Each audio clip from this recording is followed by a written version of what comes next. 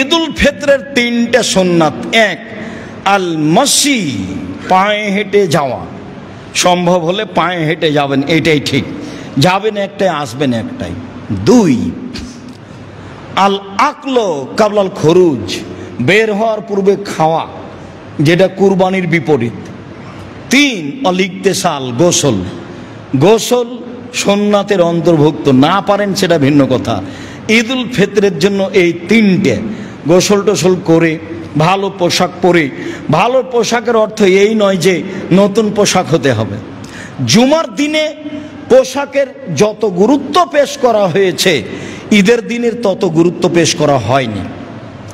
খালি বুখারী মুসলিমে এসেছে, ওমর রাদিয়াল্লাহু তাআলা আনহু একটা কাপড় নিয়ে এসে আল্লাহ রাসূলকে বললেন, আপনি যদি এটা কিনতেন তাহলে আপনি আগন্তুকের সাথে এইটা পরে সাক্ষাৎ করতেন, আর ঈদের যাওয়ার সময় এইটা পরতেন, এইটা বললেন, এটা এইভাবে বললেন।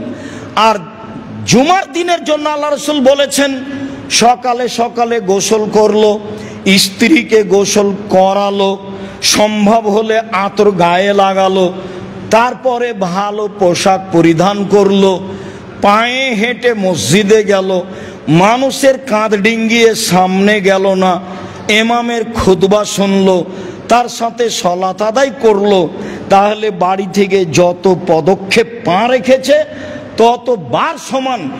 এক বছর তাহাজ্জুদ সালাত আদায় করলে, এক বছর নফল সিয়াম আদায় করলে জানে কি হয় তাই। তাহাজ্জুদ সিয়াম, তাহাজ্জুদ সিয়াম, তাহাজ্জুদ সিয়াম, এক বছর সমান, যা প্রত্যেক পদক্ষেপে তাই। সেইখানে ভালো পোশাকের কথা আছে। আর আপনি যদি এই ঈদে 4-5 সেট কাপড় নেন, তাহলে তো দোকানদারকে সামলাতে হবে, যেখানে কাপড় তৈরি হচ্ছে তাকে সামলাতে হবে, তাহলে কর্মচারীকে সামলাতে হবে, তাহলে সবাই ব্যস্ত, তো আবার রামাজান মূল্যায়ন করবে কে? আপনি যেমন 5 কাপড়ে ব্যস্ত, তা আপনার বউ তেমন 10 কাপড়ে ব্যস্ত, তো দোকানদারও তেমন ব্যস্ত। সবাই মিলে এখন ভাবছে যে 11 মাসে যা ব্যবসা হয়েছে 1 মাসে ব্যবসা করে নাও, তাহলে ইবাদত করবে কে? সবটাই উল্টে গেছে, সবটাই খাওয়া থেকে নিয়ে সব কিছু, সবটাই কমাতে হবে, তাহলে আপনি ইবাদতকে মূল্যায়ন করতে পারবেন। সম্মানিত দিনী ভাই বোন, আলী রাদিয়াল্লাহু তাআলা আনহু ইকাব্বিরু ইয়াউমা আরাফা বাদাল ফজরে ইলা সালাতিল আসর মিন আখির আইয়াম। কুরবানির ঈদে আলী রাদিয়াল্লাহু তাআলা আনহু আরাফার দিন তাকবীর পাঠ করেন আইয়ামে তাশরিক পর্যন্ত, অর্থাৎ ঈদের 3 দিন পর পর্যন্ত। আবু হুরায়রা রাদিয়াল্লাহু তাআলা আনহু আর আব্দুল্লাহ ইবনে উমর ইয়াখরুজানে ইলা সুকে ফি আইয়ামিল আসরে, কুরবানির 1 থেকে নিয়ে 13 তারিখ পর্যন্ত, 10 তারিখ পর্যন্ত তারা বাজারের দিকে যেতেন। ওয়ায়ুকাব্বিরানে, দুইজনই তাকবীর পাঠ করতেন। ওয়ায়ুকাব্বিরু নাসু বে তাকবীরে হেমা, জনগণও তাদের তাকবীরের সাথে তাকবীর পাঠ করত। তাহলে কুরবানির দিন কুরবানিতে তাকবীর হলো একেবারে ঈদুল আজহার 1 তারিখ থেকে নিয়ে 13 তারিখ পর্যন্ত, এক টানা 13 তারিখ আসর সালাত পর্যন্ত। আর ঈদুল ফিতরে তাকবীর হলো বের হওয়া থেকে ঈদের মাঠ পর্যন্ত, সালাত পর্যন্ত। এক হাদিসে বের হওয়া থেকে ঈদের মাঠ পর্যন্ত, আর এক হাদিসে বের হওয়া থেকে নিয়ে সালাত পর্যন্ত, এ হলো তাকবীর। বিষয়গুলি ভালোভাবে মনে থাকে যেন।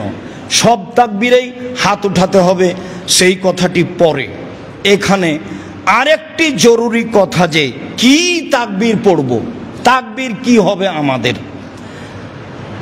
আল্লাহ তাআলা বলছেন, ফাদকুরুল্লাহা ইনদাল মাশারিল হারাম, তোমরা কুরবানির দিন মাশারে হারামে আল্লাহকে ডাকো।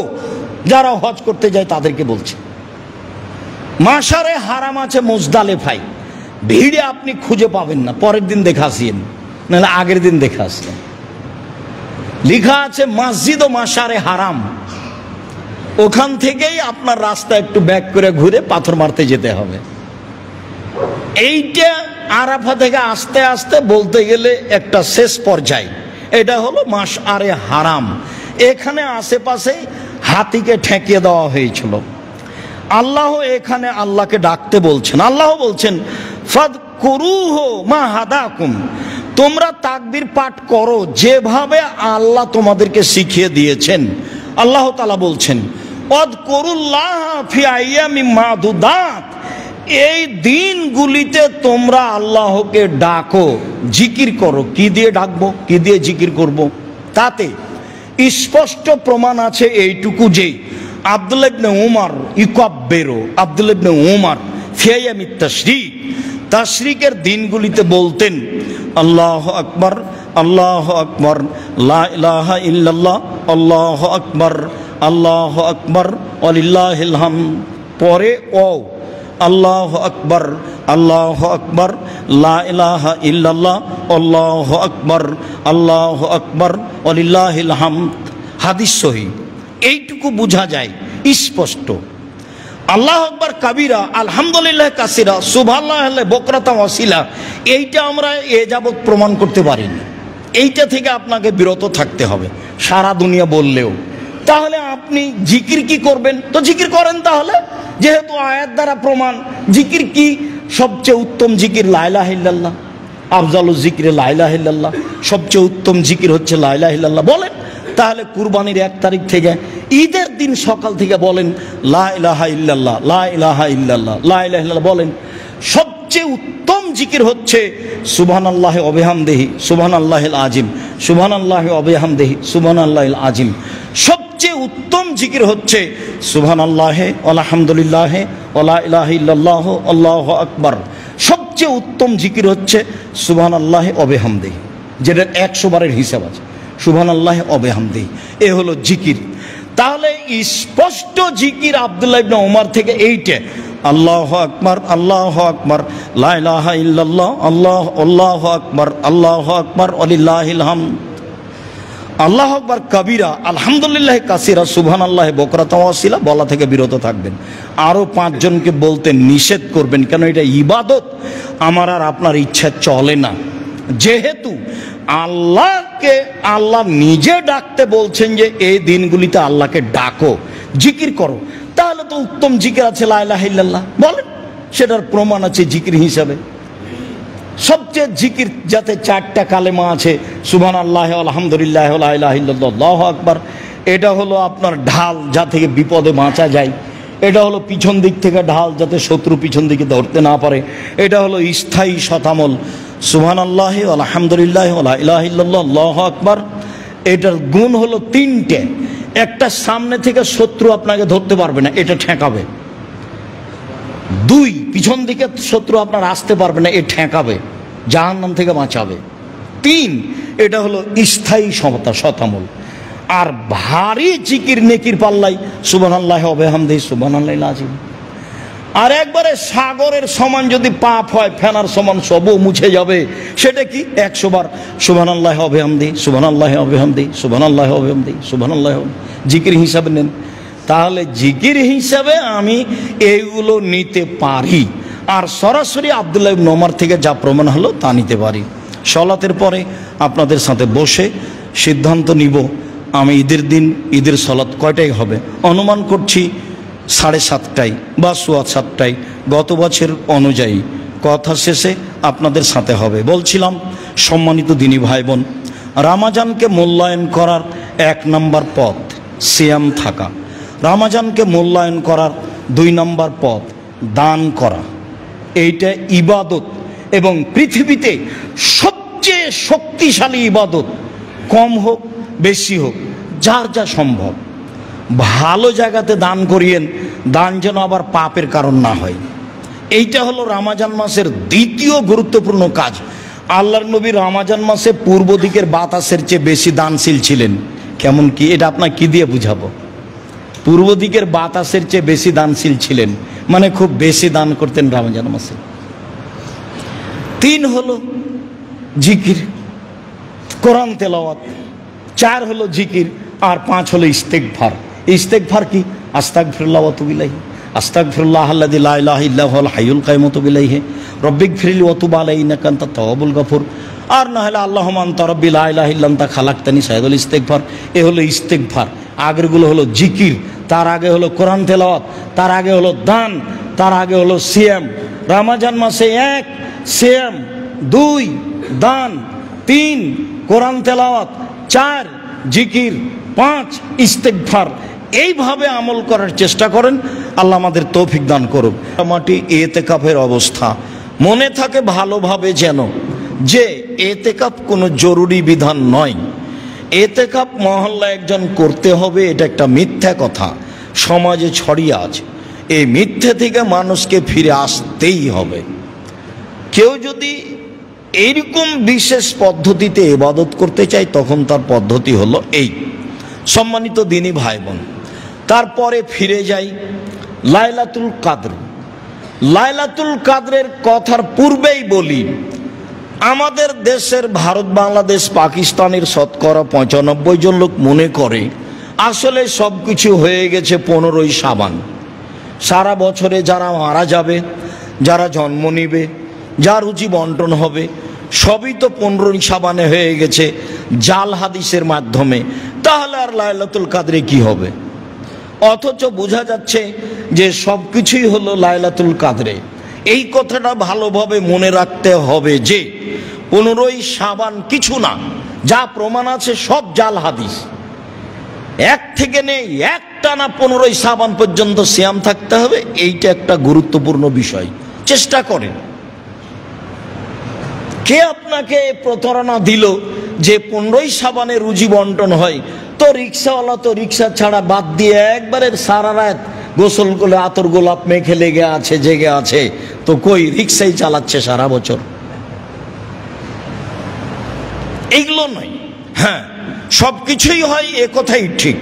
তা হয় লাইলাতুল কাদরে। চলেন লাইলাতুল কাদর। আল্লাহ তাআলা বলেন, ইন্না আনজালনাহু ফি লাইলাতুল কাদর, নিশ্চয় আমি কোরআন অবতীর্ণ করেছি কদরের রাতে। খোলা কথা, কোরআন মাজিদ। ওমা আদরাকা মা লাইলাতুল কাদর, মুহাম্মদ সাল্লাল্লাহু আলাইহি সাল্লাম আপনি কি বলতে পারেন কদরের রাত কি? আমি বলি, লাইলাতুল কাদর খায়রুম মিন আলফি শাহর। কদরের রাত হচ্ছে 1000 মাসের চেয়ে উত্তম। 1000 মাস ইবাদত করলে যা নেকি হবে, লাইলাতুল কাদরে ইবাদত করলে তার চেয়ে বেশি নেকি হবে।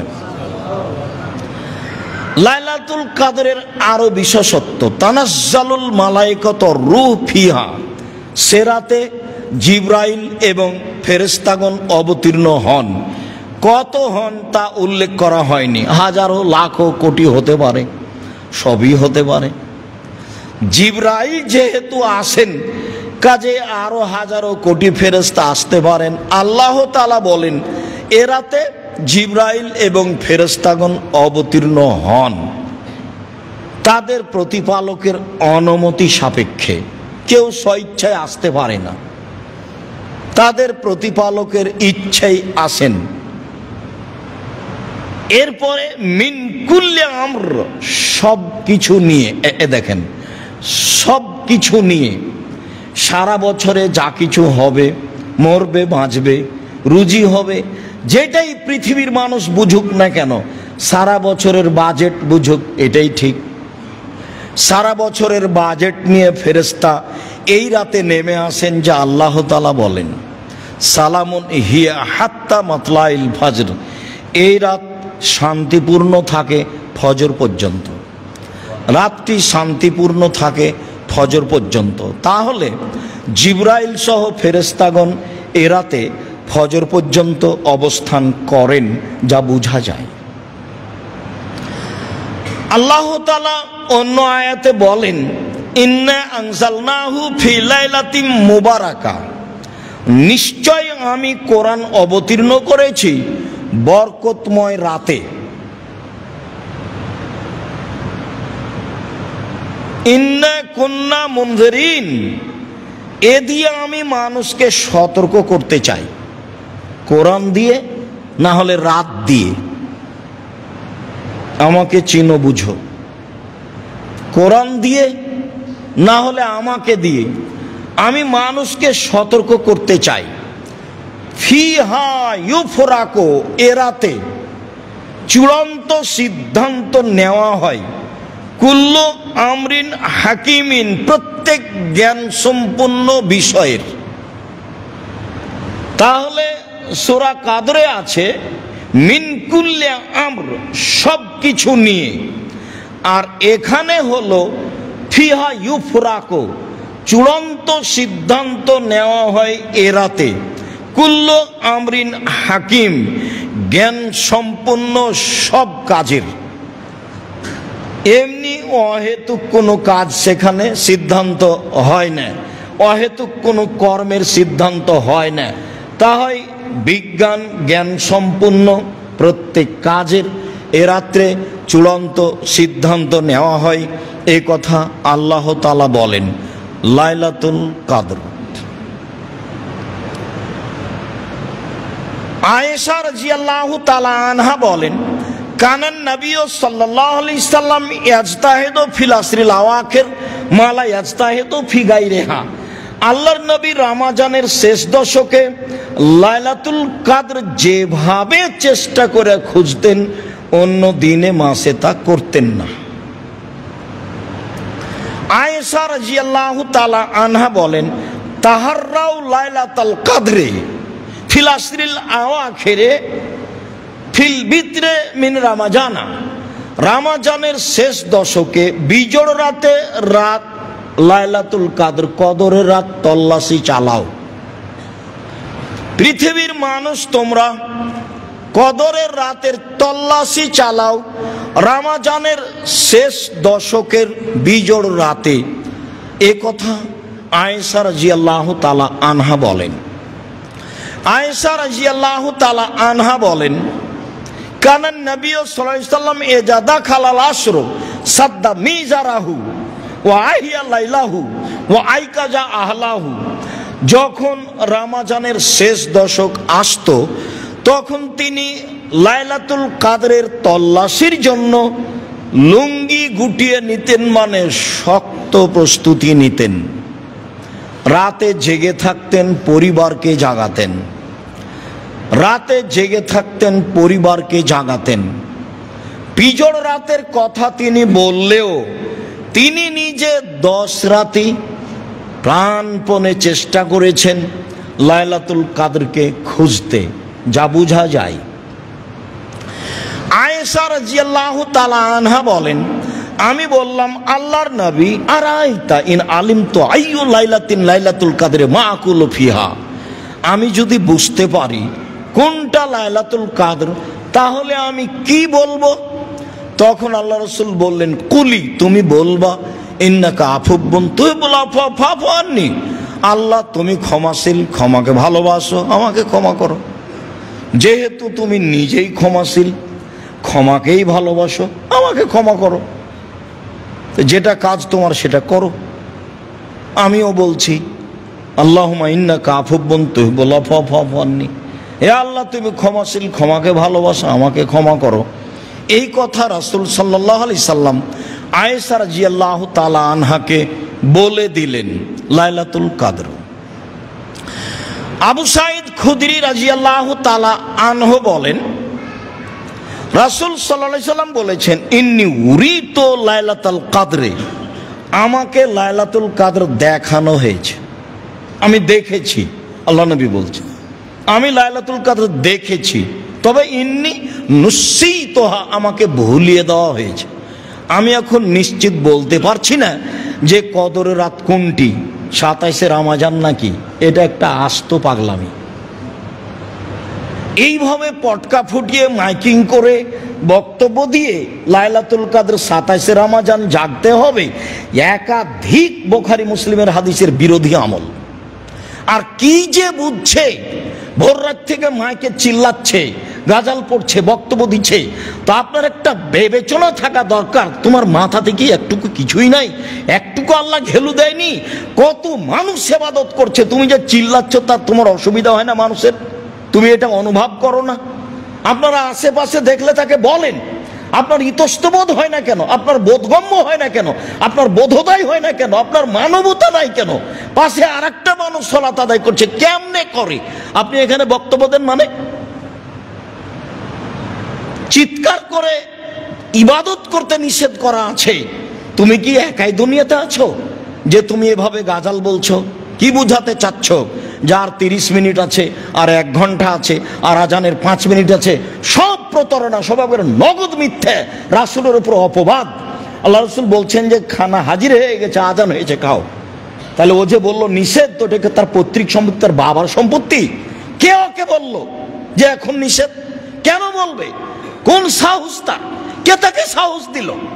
ধর্মের নামে প্রতারক, জীবন বাজি রেখে দলবল সহ এভাবে ধর্মের নামে প্রতারণা দিয়ে যাচ্ছে। যুদ্ধ করে আসছি 90 সাল থেকে, বলেছি নির্ধারিত সময়ের 30 সেকেন্ড আগে রোজা ইফতার করতে হবে। এখন শেষ পর্যন্ত এই বছর যা বলছিলাম সেটাই মানুষ গ্রহণ করলো। সবই করবে সময়ের গতিতে। আজকেই করতে পারে, হয় শরমে করে না, হয় লজ্জায় করে না, আর না হলে বুঝতে পারে না সেজন্য করে না। বুঝতে পারে না এ কথাটা আমি বলি না, বুঝতে পারে। অনেকেই বড় বড় বিদ্বান রয়েছে, হয় শরমে করে না, আর না হলে কেমনে বলি এতদিন করেছি একটা, এখন পড়বো আরেকটা, একটা কিছু আছে এরকম। কেন এভাবে ইবাদত করবে মাইকে? কেন এভাবে চিৎকার করবে? আর 5 মিনিট, আর 10 মিনিট, আর 1 মিনিট। আল্লাহ নবী বলছেন খাদ্য উপস্থিত হয়েছে, খাও। আজান হয়েছে, খাও, খেয়ে সালাতে যাব। হাদিস তো বুখারী মুসলিম। সম্মানিত দিনী ভাই বোন, লাইলাতুল কদর আমাকে ভুলিয়ে দেওয়া হয়েছে লাইলাতুল কদর কোনটি। তারপরে তিনি বলছেন ইন্নি রাআইতু আন্নি আসজুদু ফি মাইনাতিন, তবে আমি নিজেকে দেখছি যে আমি কাদামাটি, পানি মিশ্রিত কাদামাটির উপরে সিজদা করছি। এটা আমি দেখছি নিজেকে, এই কথা তিনি বলছেন। তারপরে বলছেন যে কানা সাকফুল মসজিদ জারিদান নাখলে, সেই দিন ছিল মসজিদের ছাদটা খেজুর গাছের ডাল, মানে খেজুর গাছের ডাল দিয়ে ছাওয়া ছিল। তাহলে কি বুঝলাম? মানে পানি হলে বাহিরে যা পড়বে ভিতরে তার চেয়ে বেশি পড়বে। কিভাবে ভিতরে বেশি পড়বে? বাহিরে বন্ধ হয়ে গেলি পানি শেষ, আর এখানে আরো কিছুক্ষণ টপ টপ করে পানি পড়বে, যেগুলো ডালের সাথে লেগে আছে, যেগুলো ডালের সাথে লেগে আছে। মা নারা ফি সামায়ে শায়ান, সেদিন আকাশে কোনো কিছু ছিল না। রাতে হঠাৎ একটা মেঘ দেখা গেল, ফম তেরো না, বেশ বৃষ্টি হয়ে গেল। ফারাইতু আসারাল মাই ওয়া তিনে আলা ফাসাল্লা বিনা রাসূলুল্লাহ সাল্লাল্লাহু আলাইহি সাল্লাম, সেদিন আল্লাহ রাসূল আমাদেরকে নিয়ে সালাত আদায় করলেন। ফারাইতু আসারা তিন আল মাই ফি জাবহাতি রাসূলিল্লাহ সাল্লাল্লাহু আলাইহি ওয়া জাবহাতে আলা জাবহাতি রাসূলিল্লাহ সাল্লাম, আমি দেখলাম সকালে রাসূলের কপালে মাটি, কাদা মাটি লেগে আছে। তিনি সিজদা করেছেন, রাতে বৃষ্টি হয়েছে, রাতে সিজদা করেছেন, সেই কাদামাটি লেগে আছে। আর সেদিন ছিল মিন সুবহে ইহদা ইশরিনা, 21শে রমজানের সকাল। সেদিন ছিল 21শে রমজানের সকাল। আমরাও বলছিলাম এবছরের ধারণায় 21শে রমজানই মনে হয় লাইলাতুল কদর গেছে বলে অনুমান করা যায়। লাইলাতুল কদরের পরিচয় আব্দুল্লাহ ইবনে আব্বাস রাদিয়াল্লাহু তাআলা আনহু বলেন, রাসূল সাল্লাল্লাহু আলাইহি সাল্লাম বলেছেন, লাইলাতুল কদরে লাইলাতুন সামহাতুন বালজাতুন তালকা, লাইলাতুল কদর কদরের রাত, স্বচ্ছ, পরিষ্কার, শান্তিপূর্ণ। কদরের রাত হয় স্বচ্ছ, পরিষ্কার, শান্তিপূর্ণ।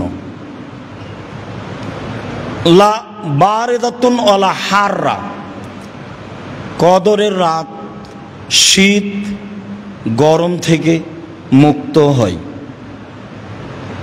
তুসবিহু শামসু সাবিহাতুহা যায়ফা হামরা, কদরের রাতের সকাল সূর্যের কিরণ হবে দুর্বল এবং লাল বর্ণের। এক, কদরের রাত স্বচ্ছ, পরিষ্কার, শান্তিপূর্ণ। দুই, কদরের রাত শীত গরম থেকে মুক্ত। তিন, কদরের রাতের সকাল হবে সূর্যের কিরণ দুর্বল এবং লাল বর্ণের। চার, কদরের রাত হবে কান্না ফিহা কামারান, মনে হবে রাতটা চন্দ্রের মতো উজ্জ্বল। চন্দ্রময় রাত যেমন উজ্জ্বল তেমন উজ্জ্বল হবে। চন্দ্র রাতে থাকবে এ কথা নয়, চন্দ্রময় রাত যেমন উজ্জ্বল রাতটি হবে তেমন উজ্জ্বল। তিনি বলেন লা ইয়াখরুজু শয়তান, সে রাতে শয়তান বের হবে না যতক্ষণ পর্যন্ত ফজর না হচ্ছে। ওইদিকে জিবরাইল এবং ফেরেশতাগণ ফজর পর্যন্ত অপেক্ষা করছেন, আর এই দিকে শয়তান বের হওয়া থেকে বিরত থাকছে ফজর পর্যন্ত। সবের সমন্বয়ে লায়লাতুল কদর যা বুঝলাম। সম্মানিত দিনী ভাই বোন, তাতে আমরা আঁচ করতে পারি লায়লাতুল কদর কিভাবে হতে পারে, কেমন হতে পারে, আর তা কি। অবশ্যই এবছর যা গেছে গেছে, সামনে হায়াতে আল্লাহ বাঁচিয়ে রাখলে আরও ভালো প্রস্তুতিতে শেষের দশক পালন করব বলে আমরা আশা করছি। আল্লাহ আমাদের তৌফিক দান করুক। আল্লাহুম্মা আমিন। আল্লাহুম্মা সাল্লি আলাইহি আল্লাহুম্মা বারিক।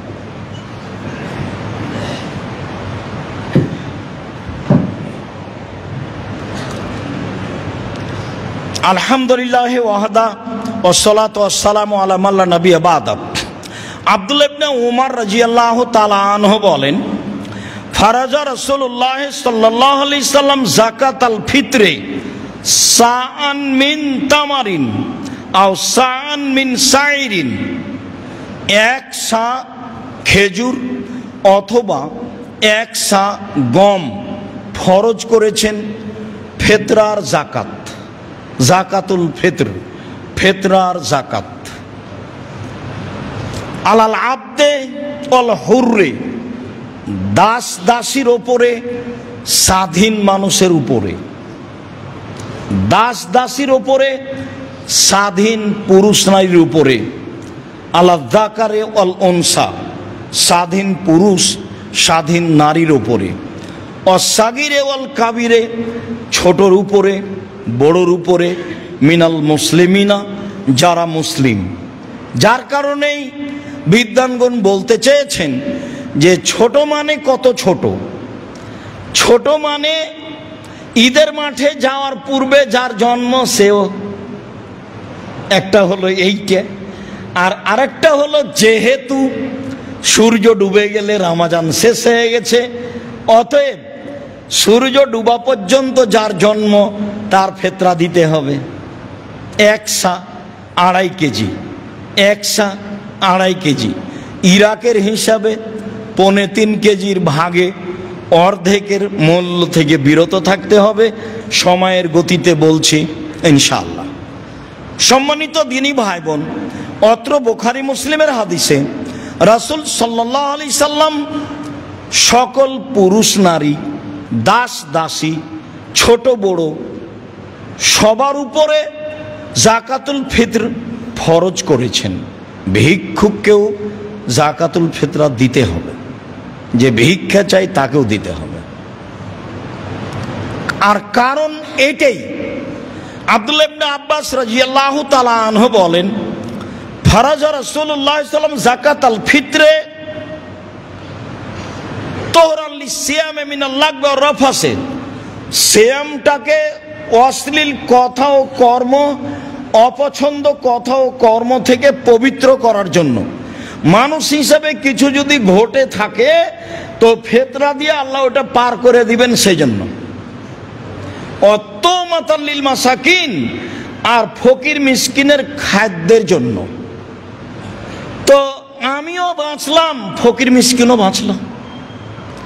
আমারও সুবিধা হলো যে এ দিয়ে আমার শ্যামটা পবিত্র হয়ে গেল, আর ফকির মিসকিনেরও সুবিধা হলো, এ দিয়ে তার একটা রুজির ব্যবস্থা হলো।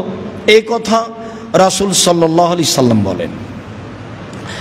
আবু সাঈদ খুদরি রাদিয়াল্লাহু তাআলা আনহু বলেন, ফারাজা রাসূলুল্লাহ সাল্লাল্লাহু আলাইহি সাল্লাম যাকাত আল ফিতরে, আল্লাহর নবী ফিতরা ফরজ করেছেন। সান মিন তামিন, এক সা খাদ্য, আও সান মিন তামরিন, এক সা খেজুর, আও সান মিন শাইরিন, এক সা জব গম, আও সান মিন আকেতিন, এক সা পনির, আও সান মিন জাবিবিন, এক সা কিশমিশ। প্রথম শব্দটা আছে খাদ্য। এখন কেউ যদি মনে করে যে আমি 2.5 কেজি সেমাই কিনে দিব, দিলে ভুল হবে তা নয়, দিতে পারে। তো সমাজের ফকির মিসকিনের যেটাতে উপকার হবে সেটাই দিবে, এটাই মূলত ভালো। তবে যেহেতু খাদ্যের কথা এসেছে, কাজেই ও যা খায় সেটাই দিবে, এটাই ঠিক। যেহেতু খাদ্যের কথা এসেছে, কাজে এখানে নতুনভাবে যেন টাকা না ঢুকতে পারে। চলেন, টাকা যে চলবে না কিয়ামত পর্যন্ত তার জাজল্য প্রমাণ। আবু সাঈদ খুদরি এই পর্যন্ত বলার পরে বলেন, ফালাম নাজাল নুখরিজহু, এইভাবে ফিতরা দিয়ে আসি, দীর্ঘদিন থেকে দিয়ে আসছি, রাসূলের যুগ থেকে একসা করে এগুলো দিয়ে আসছি। ফাকাদেমা মুআবিয়াত মিনাস শাম হাজ্জানাও মুতামিরান, একদা সিরিয়া থেকে মুআবিয়া আসলো হজের উদ্দেশ্যে অথবা উমরার উদ্দেশ্যে। তখন মুআবিয়া সিরিয়ার দায়িত্বশীল, অর্ধ পৃথিবীর খলিফা, কুশাগর বুদ্ধিজীবী রাজনীতিবিদ ওমর বুঝছিলেন মুআবিয়ার বুদ্ধির অভাব নেই, মুআবিয়ার নেতৃত্ব দেওয়ার অভাব নেই। মুআবিয়া সুযোগ্য, সুদক্ষ, সুপণ্ডিত এবং চৌকুশ নেতা, কাজেই তাকে একটা বিশাল ভূখণ্ডের মালিক না করলে আসলেই তাকে পরিস্থিতি অনুযায়ী ঠেকিয়ে রাখা কঠিন। সুচিন্তিত মানুষ, বিশাল এলাকার তাকে মালিক করে রাখলেন, তা হলো সিরিয়া। একদা সিরিয়া থেকে আসলেন মুআবিয়া, ফাকাল্লামান নাস আলাল মিম্বারে, এসে তিনি মিম্বারের উপরে উঠে মানুষের সামনে বক্তব্য দিলেন। ফাকানান ফিমা কানান নাসা, সেদিন তিনি বক্তব্যে যা বলেছিলেন তাতে তিনি বলেছিলেন যে ইন্নি আরা, আমি মনে করি, তিনি বলছেন ইন্নি আরা, আমি মনে করি যে আন্না মুদ্দাইনে মিন সামারাই শাম, সিরিয়ার 2 মুদ অর্ধ সা গম, তা দিল সান মিন তামারিন, মদিনার 1 সা খেজুরের সমান, আমি মনে করি। এই কথা মুআবিয়া রাদিয়াল্লাহু তাআলা মিম্বারের উপরে ঘোষণা দিলেন। যেহেতু সিরিয়ার গমের দাম বেশি আর মদিনার খেজুরের দাম কম, তাহলে দাম অনুপাতে করলেন। এই কথাটা আবার মনে রাখতে হবে শেষে গিয়ে। আমি মনে করি, ইন্নি আরা, আমি মনে করি যে সিরিয়ার 2 মুদ অর্ধ সা গম মদিনার 1 সা খেজুরের সমান। ফা খাজা নাসবে জালেকা, মানুষ তখন বলল আচ্ছা ঠিক আছে, খুব ভালো কথা, তাহলে আমরা গম দিলে অর্ধেক দিব, অর্ধ সা দিব। মানুষ এটা গ্রহণ করে নিল। ফামানা, এবার আমি আবু সাঈদ খুদরি বলছি, তবে আমি ফালা আজালা উখরিজহু কামা কুনতু আখরাজহু ফি আহাদি নবী সাল্লাল্লাহু আলাইহি ওয়াসাল্লাম আবাদান, আমি রাসূলের যুগে 1 সা বের করতাম, সর্বদা বের করব, মা ইস্ত, যতদিন বেঁচে থাকবো। তবে আমি মানুষ তো মুআবিয়া রাদিয়াল্লাহু তাআলার এই রায় সিদ্ধান্তকে গ্রহণ করে নিল, যেটা তিনি বললেন আমি মনে করি, তো মানুষ গ্রহণ করে নিল। মানুষ তো করেই। ভারত, বাংলাদেশ, পাকিস্তানের শতকরা 95 জন মানুষ করেছে, করছে। এখন আপনি দেখছেন আপনার পাশে, হয়তো বা আপনিও তার মধ্যে একজন। তো মুআবিয়া রাদিয়াল্লাহু তাআলা বলছেন যে যতদিন আমি হায়াতে বেঁচে থাকবো একসাথ দিব। কালা রাজুলুন মিনাল কওমে, একটা লোক পাশ থেকে বলল, কেন? মুদ্দানে মিন কামহিন, অর্ধশা গম দিলে হবে না? তখন তিনি বলছেন লা কিমাত মুআবিয়া, আরে এইটা তো মুআবিয়ার মূল্য হিসাব, লাখ ভালো হওয়া আমল বেহা, না আমি কখনো মানব না আমি কখনো আমল করব। আমি মুআবিয়ার এই মূল্য হিসাব কখনো কবুল করব না। আমি মুআবিয়ার এই মূল্য হিসাব সিদ্ধান্ত রায়কে কখনো মানব না। হাদিস তো সহি। আপনি কি করবেন? কে আপনাকে বলল? সারা পৃথিবীর মানুষ মেনে নিলে আপনি মেনে নেবেন? সারা দুনিয়াতে মাত্র ইব্রাহিম আলাইহিস সালাম আর তার স্ত্রী ভালো মানুষ ছিলেন, আর কেউ ছিল না। তাহলে এখন ইব্রাহিম আলাইহিস সালাম উল্টে যাবেন? সারা দুনিয়ার মানুষ যদি এখন করোনায় 3 ফুট পর পর দাঁড়ায়, আপনিও দাঁড়াবেন? হুজুরি যে আগে বক্তব্য কত শক্ত।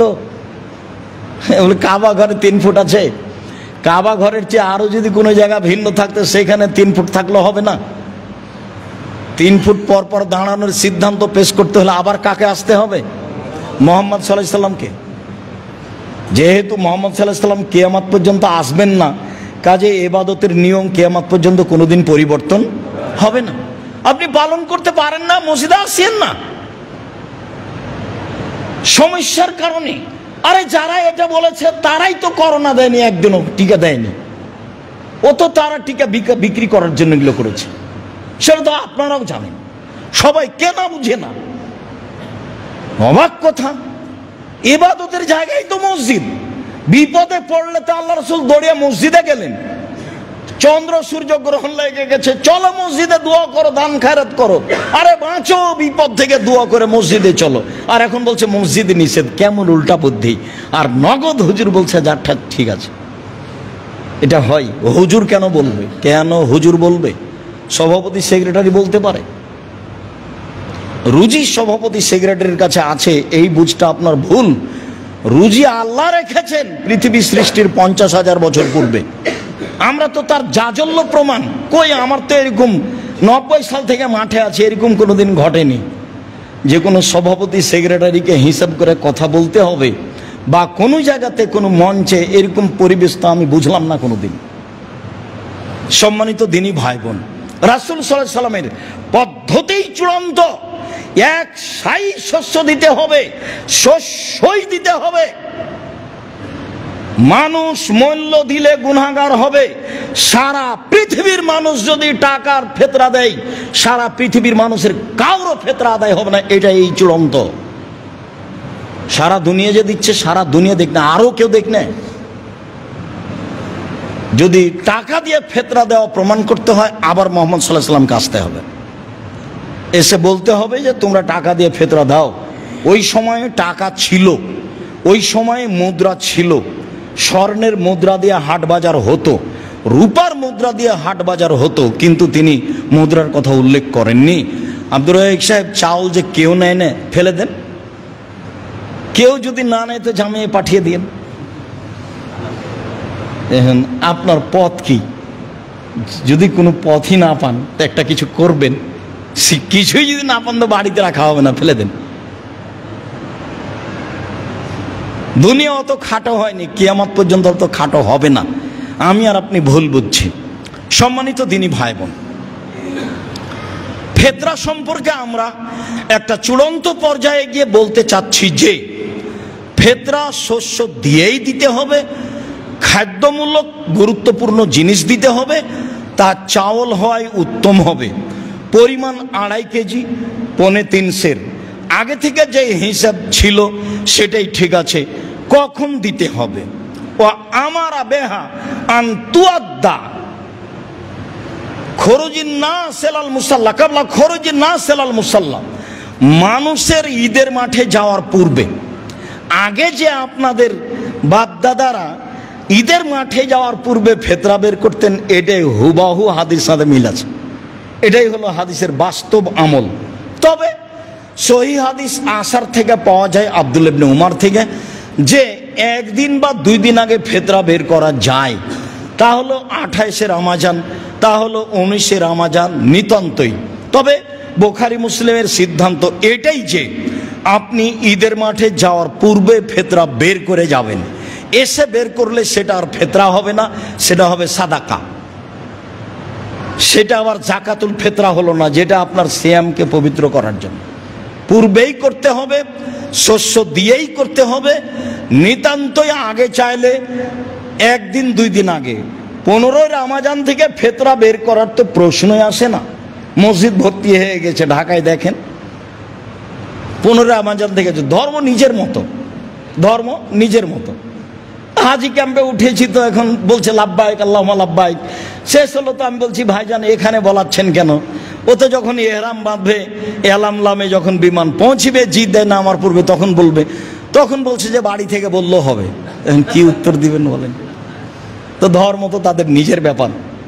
আল্লাহ রাসূল বললেন এলাম লামে ভারত, বাংলাদেশ, পাকিস্তান এমানবাসীদের জন্য, আর উনি বলছেন বাড়ি থেকে। তাহলে করার কি আছে? তাহলে প্রথম রমজান থেকে ফিতরা বের করতে পারবে, তাহলে 15 যেদিন ইচ্ছে সেদিনই করবে। রাসূল সাল্লাল্লাহু আলাইহি সাল্লাম ঈদের মাঠে যাওয়ার পূর্বে ফিতরা বের করতে বলেছেন শস্য দিয়ে। এইটাই হিসাব। সেই দিন সূর্য ডুবা পর্যন্ত যেসব ছেলে মেয়ে জন্ম নেবে তার ফিতরা দিতে হবে, ভিক্ষুককেও ফিতরা দিতে হবে। এ কথাই ঠিক। বন্টন ঈদের মাঠে যাওয়ার আগে যদি সহজ হয় করেন, যদি পরে সহজ হয় করেন। বন্টন পরিস্থিতি অনুযায়ী করবেন, এটাই ঠিক। ঈদের দিনের একটু তাকবীর বলে বাকি অংশটুকু ঈদের দিনের সকালের জন্য রেখে দিচ্ছি। সেদিন সময় আল্লাহ অনুকূলে করলে আবারও হবে আপনার সাথে কথা ইনশাআল্লাহ। ইমাম জোহরি থেকে একটি সহিহ সূত্র প্রমাণ হয় যে কানান নাসু ইকাব্বিরুনা হিনা ইয়াখরুজুনা মিন মানাজিলিহিম, ঈদুল ফিতরে মানুষ তাকবীর বলতো যখন ঈদের সলাতে যাওয়ার জন্য বাড়ি থেকে বের হতো, হাত্তা ইয়াতুল মুসাল্লা, ঈদের মাঠে আসা পর্যন্ত। অফি রিওয়ায়াতিন হাত্তা ইখরাজাল ইমাম, ইমাম বের হওয়া পর্যন্ত। ফায়জা খারাজা সাকাতু, যখন ইমাম তার সলাতের জায়গায় চলে যেতেন তখন মুসাল্লিরা তাকবীর বলা থেকে বিরত হয়ে যেতেন। অনেক বর্ণনা এসেছে কানান নবী সাল্লাল্লাহু আলাইহি সাল্লাম ইকাব্বিরু হিনা ইয়াখরুজা হাত্তা ইসাল্লিয়া, আল্লাহ রাসূল তাকবীর বলতেন বাড়ি থেকে বের হওয়ার সময় সালাত শুরু করা পর্যন্ত। এগুলো ঈদুল ফিতর।